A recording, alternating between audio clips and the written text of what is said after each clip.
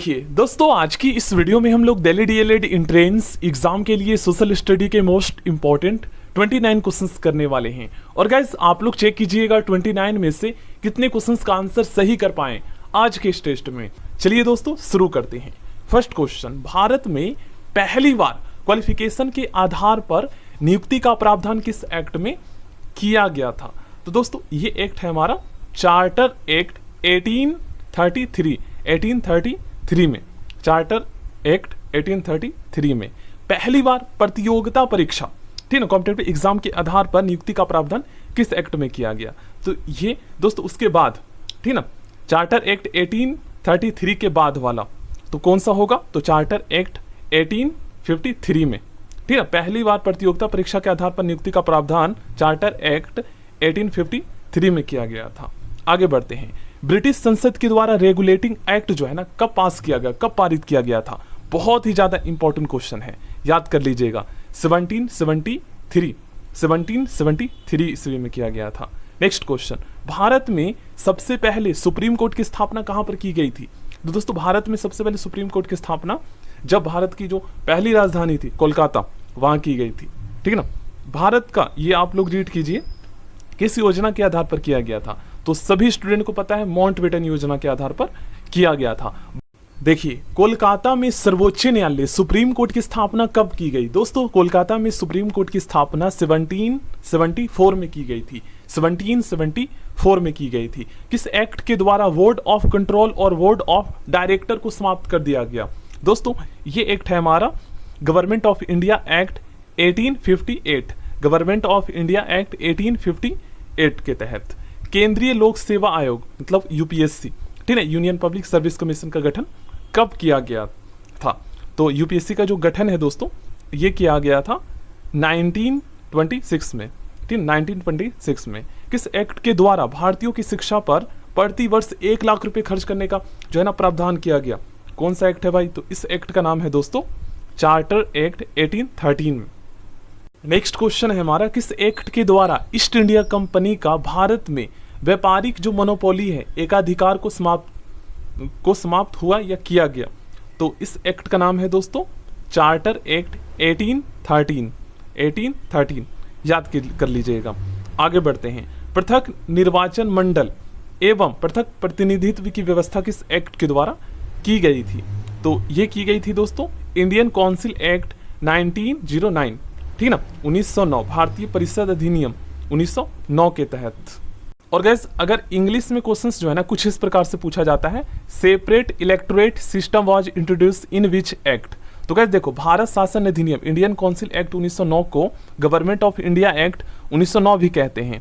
तो ऑप्शन में ये भी सही होगा, ठीक ना। अगर इंडियन काउंसिल एक्ट 1909 ना दे रखा हो तो आपको गवर्नमेंट ऑफ इंडिया एक्ट 1909 देखने को मिलेगा, तो वो आपको लगाना है, ध्यान में रखिएगा, ठीक ना। भारत की स्वतंत्रता के समय इंग्लैंड में किस पार्टी की सरकार थी? तो उस टाइम पे जो सरकार थी आप सभी को पता है दोस्तों लेबर पार्टी की सरकार थी। किस एक्ट के आधार पर बंगाल के गवर्नर जनरल को भारत का गवर्नर जनरल बनाया गया? मोस्ट इंपॉर्टेंट क्वेश्चन है, आ सकता है आपके एग्जाम में। तो इसका सही आंसर होगा दोस्तों चार्टर एक्ट 1833, ठीक ना। किस एक्ट के आधार पर बंगाल के गवर्नर जनरल को भारत का गवर्नर जनरल बनाया गया?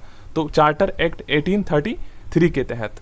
बंगाल के अंतिम गवर्नर जनरल कौन था? दोस्तों बंगाल के जो अंतिम गवर्नर जनरल था ये था लॉर्ड विलियम बेंटिक। आगे बढ़ते हैं।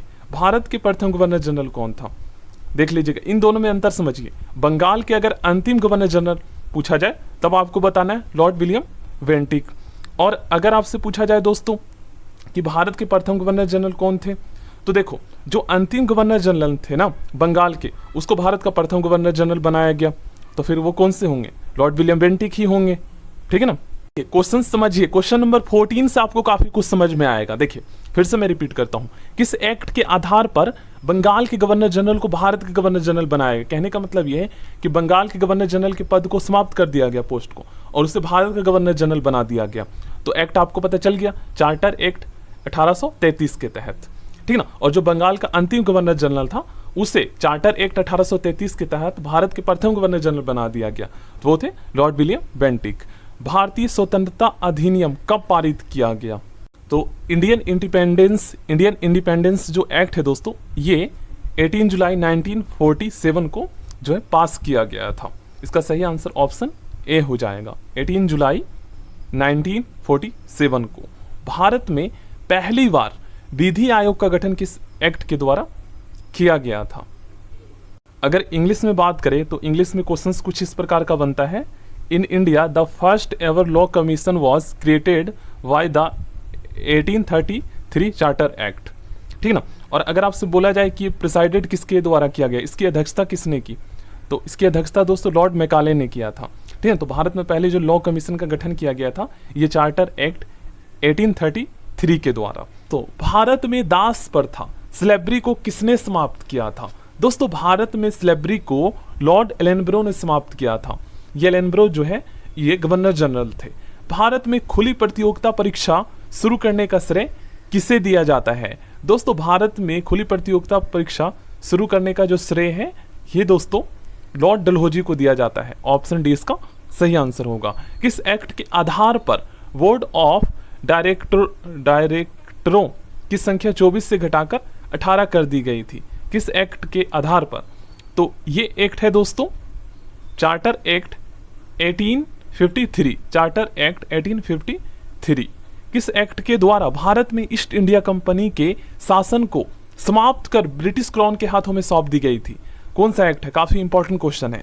तो ये एक्ट है दोस्तों भारत सरकार अधिनियम 1858, गवर्नमेंट ऑफ इंडिया एक्ट 1858। देखिए दोस्तों क्वेश्चन नंबर 23 मोस्ट इंपॉर्टेंट है और इस क्वेश्चन के आंसर करने में 99% स्टूडेंट आप में से कंफ्यूज होंगे। कुछ स्टूडेंट कहेंगे कि सर भारत के अंतिम गवर्नर जनरल तो लॉर्ड माउंटबेटन थे। कुछ स्टूडेंट कहेंगे कि भारत के अंतिम भारतीय गवर्नर जनरल सी राजगोपालचारी थे। तो आखिर दोस्तों उन दोनों का नाम तो ऑप्शन में है नहीं, तो आखिर आंसर क्या होगा। तो आंसर कुछ ना कुछ तो होगा ना। क्वेश्चंस गलत नहीं है, आप ये मत कहिएगा क्वेश्चन से गलत पूछ लिया गया है, ठीक ना। मैं आपको बताता हूँ गाइस, देखो आप यहां पर आओ, क्वेश्चंस पहले वाला हम क्वेश्चंस देखते हैं, उसके माध्यम से मैं आपको समझाऊंगा। देखिए क्वेश्चन नंबर आप जो है ना 14 देखिए और इसको समझिए। किस एक्ट के आधार पर बंगाल के गवर्नर जनरल को भारत का गवर्नर जनरल बनाया गया, ठीक ना। तो ये जो एक्ट था दोस्तों ये आपको पता है, ये एक्ट था हमारा चार्टर एक्ट 1833। इसके द्वारा बंगाल के जो गवर्नर जनरल थे उसको भारत का गवर्नर जनरल बना दिया गया, ठीक ना। उसके बाद दोस्तों देखिए क्वेश्चन नंबर 15, बंगाल के अंतिम गवर्नर जनरल कौन था। तो जो बंगाल के अंतिम गवर्नर जनरल थे ये थे लॉर्ड विलियम बेंटिक, ठीक ना, बंगाल के। और गाइस जब बंगाल के गवर्नर जनरल को चार्टर एक्ट 1833 के द्वारा भारत के गवर्नर जनरल बना दिया गया, तो अगर आपसे पूछा जाए कि भारत के फिर प्रथम गवर्नर जनरल कौन थे, तो जो बंगाल के अंतिम गवर्नर जनरल थे वो भारत के प्रथम गवर्नर जनरल हो जाएंगे, ठीक है, लॉर्ड विलियम बेंटिक। अब गाइस क्वेश्चन यहां पर, अब आपको ये पता चल गया कि गवर्नर जनरल, भारत के गवर्नर जनरल का पद स्टार्ट हो गया, ठीक ना। अब होता क्या है गाइस, मैं आपको बताता हूं। क्वेश्चन देखिए ये वाला क्वेश्चन, भारत के अंतिम गवर्नर जनरल हुआ क्या दोस्तों, चार्टर एक्ट, ठीक ना, इसे जो है हम गवर्नमेंट ऑफ इंडिया एक्ट 1858 के नाम से जानते हैं। गवर्नमेंट ऑफ इंडिया एक्ट 1858 में क्या होता है दोस्तों, भारत का जो गवर्नर जनरल का जो पद होता है ना उसे समाप्त करके भारत का वॉइसरॉय का पद बना दिया जाता है। तो फिर भारत का गवर्नर जनरल का पद 1858 में समाप्त हो जाता है, तो फिर अंतिम ही तो पूछा जाएगा कौन था। तो अगर अंतिम पूछा जाए कि भारत के अंतिम गवर्नर जनरल कौन थे, तब आपको क्या बताना है, तब आपको लॉर्ड कैनिंग बताना है, ठीक ना। लॉर्ड कैनिंग अंतिम थे और प्रथम तो पता चल गया लॉर्ड विलियम बेंटिक, ठीक ना। अब गाइस उसके बाद आप आइए, उसके बाद 1858 से जो है ना गवर्नमेंट ऑफ इंडिया एक्ट 1858 के बाद जो है वॉइसरॉय का पद ला दिया जाता है, पोस्ट। तो भारत का प्रथम वॉइसरॉय कौन हुआ, तो भारत का जो प्रथम वॉइसरॉय कौन हुआ दोस्तों, तो ये हुआ लॉर्ड कैनिंग। जो अंतिम गवर्नर जनरल था वो प्रथम वॉइसरॉय बना दिया गया, ठीक ना, तो लॉर्ड कैनिंग बना। समझ गए आप लोग। अब गाइस 1858 से लेकर भारत की स्वतंत्रता तक 1947 तक जो है ना वॉइसरॉय का पद चलता है, ठीक ना, वॉइसरॉय का पद चलता है। उसके बाद दोस्तों जब भारत स्वतंत्र हो जाता है ना तो वायसरॉय का पद को समाप्त करके फिर गवर्नर जनरल पद ला दिया जाता है। तो उसके बाद दोस्तों अगर आपसे पूछा जाए कि फिर भारत के फिर गवर्नर जनरल कौन हुए, स्वतंत्र भारत के गवर्नर जनरल, तब आपको बताना है लॉर्ड माउंटबेटन। अब गैस देखो, स्वतंत्र भारत में क्योंकि वायसराय का पद 1947 तक चलता है, उसके बाद जब भारत स्वतंत्र हो जाता है तो वायसराय के पद को समाप्त कर दिया जाता है, उसके बाद गवर्नर जनरल आ जाता है। तो अब क्वेश्चन एग्जाम में ये पूछा जाता है कि भारत के मतलब स्वतंत्र भारत के ऐसे क्वेश्चंस आएंगे, ध्यान रखिएगा, स्वतंत्र भारत के अंतिम और प्रथम गवर्नर जनरल कौन थे। तो स्वतंत्र लग गया है, ठीक ना, भारत स्वतंत्र हो चुका है। तो अगर स्वतंत्र भारत के अंतिम और प्रथम गवर्नर जनरल पूछा जाए तब बताना आपको लॉर्ड माउंटबेटन। और अगर आपसे ये पूछा जाए कि स्वतंत्र भारत के प्रथम भारतीय गवर्नर जनरल, तब भारतीय लगा दिया जाए, तब सिराज गोपालचारी बता देना है। तो ये चीजें पता होना चाहिए और 1 से 2 क्वेश्चंस आएंगे एग्जाम में। बस इतना ही था, थोड़ा सा इतिहास आपको अच्छे से पता होगा तो आप बता पाओगे वायसराय का पद किस एक्ट के माध्यम से बनाया गया। तो ये जो एक्ट था दोस्तों, ये था भारत सरकार अधिनियम, गवर्नमेंट ऑफ इंडिया एक्ट 1858, ठीक ना। वायसराय का पद बना दिया गया क्योंकि गवर्नर जनरल का पद समाप्त करके, और वायसराय का पद 1947 तक चला। नेक्स्ट क्वेश्चन है ली कमीशन, ठीक है ना। ली आयोग का गठन कब किया गया था? 1923-24 में, 1923 में किया गया था। भारत शासन अधिनियम, गवर्नमेंट ऑफ इंडिया एक्ट, ठीक ना, 1919 को किस नाम से जाना जाता है? तो gas government of India act 1919 को जो है मॉन्टेग्यू चेसमफोर्ड रिफॉर्म के नाम से जाना जाता है। मॉन्टेग्यू चेसमफोर्ड सुधार या रिफॉर्म के नाम से जाना जाता है। किस एक्ट को? मार्ले मिंटो सुधार के नाम से जाना जाता है। तो ये जो एक्ट है दोस्तों, ये कौन सा एक्ट है? ये है भारतीय परिषद अधिनियम, इंडियन काउंसिल एक्ट 1909, ठीक ना, 1909। भारतीय परिषद अधिनियम, इंडियन काउंसिल एक्ट 1909 को मार्ले मिंटो सुधार के नाम से जाना जाता है।